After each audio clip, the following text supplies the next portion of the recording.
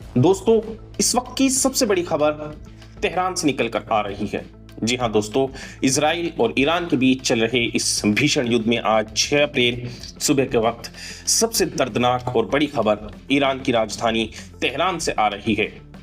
जहां एक तरफ ईरान की बहादुरी की मिसालें दी जा रही हैं, वहीं दूसरी तरफ इजराइल की कायराना हरकत ने पूरी दुनिया को हिलाकर रख दिया है।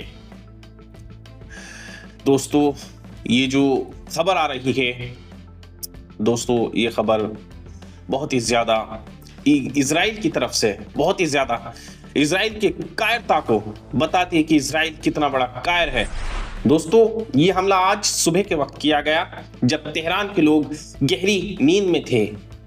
इजरायली लड़ाकू विमानों ने तेहरान की घनी आबादी वाले बाहरी इलाकों, इस्लाम शहर और बहारिस्तान को निशाना बनाया है। दोस्तों, हद तो तब हो गई जब इजराइल ने शिक्षा प्रतिष्ठित शरीफ यूनिवर्सिटी के पास भी बमबारी की, जिससे वहां भारी तबाही हुई है। इजराइल की बुज़दिली दोस्तों यह है कि मासूमों पर वार इजराइल ने एक बार फिर अंतर्राष्ट्रीय कानूनों की धज्जियां उड़ाते हुए अपनी बुज़दिली का सबूत दिया है। रिहायशी इलाकों पर हमला करके बुज़दिली का सबूत दे रहे हैं। सैन्य ठिकानों से लड़ने के बजाय इजराइल ने आम नागरिकों के 7 मंजिला इमारतों और रिहायशी कॉलोनियों पर बम बरसाए हैं। देखिए इजराइल की कायरता, एक बार फिर इजराइल ने अपनी कायरता का जो है वो परिचय दे दिया है। मासूमों का कत्लेआम, इस हमले में अब तक दोस्तों 25 से 34 लोगों के मारे जाने की जो है वो पुष्टि हुई है, जिनमें 6 छोटे बच्चे भी शामिल हैं। सोते हुए मासूमों पर हमला करना इजराइल की उसी मानसिकता को दर्शाता है जो उसने फिलिस्तीन में दिखाई थी। ईरान की बहादुरी दोस्तों ये है अभी भी कि मलबे में भी बुलंद हौसले, इतने भारी बमबारी के बावजूद ईरान का जज्बा कम नहीं हुआ है। डट कर मुकाबला, ईरान के डिफेंस सिस्टम ने इजराइल की कई मिसाइलों को हवा में ही नाकाम कर दिया, जिससे इजराइल का प्लान पूरी तरह सफल नहीं हो सका। जनता का साहस, जी हाँ दोस्तों, आप देखिए हमलों के तुरंत बाद तेहरान की सड़कों पर लोग डरे नहीं बल्कि एकजुट होकर एक दूसरे की मदद करने लगे हैं। ईरान के हौसले बताते हैं कि किसी भी पाबंदी या मिसाइल से ईरान जो है वह झुकने वाला नहीं है।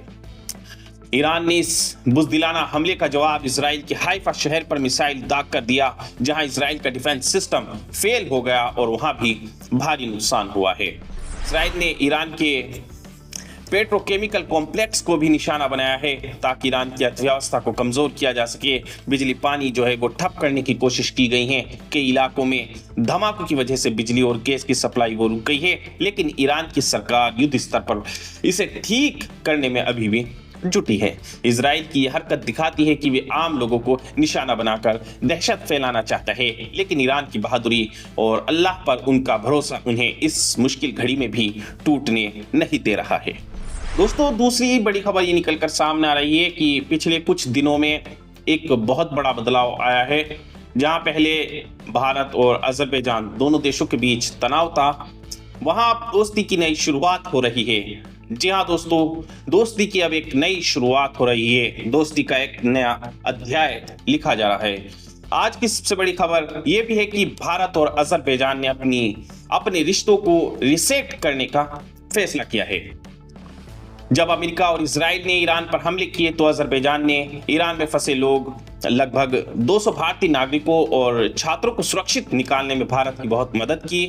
भारत के विदेश मंत्रालय ने इस मदद के लिए अजरबैजान का खुलकर शुक्रिया अदा किया है, जिससे दोनों देशों के बीच जमी बर्फ अब पिघलने लगी है।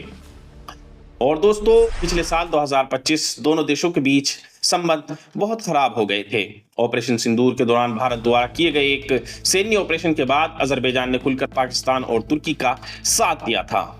अजरबैजान इस बात से भी नाराज था कि भारत उसके दुश्मन देश आर्मेनिया को पिनाकर रॉकेट और मिसाइल जैसे घातक हथियार बेच रहा है।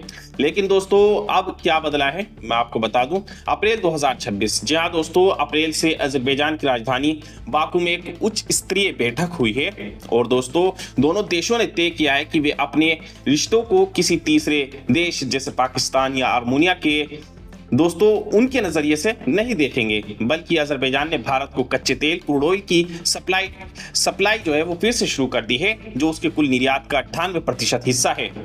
और दोस्तों पहली बार अजरबैजान ने सीमा पर आतंकवाद के मुद्दे पर भारत के साथ मिलकर काम करने की सहमति जताई है। भारत अब एक स्मार्ट गेम खेल रहा है।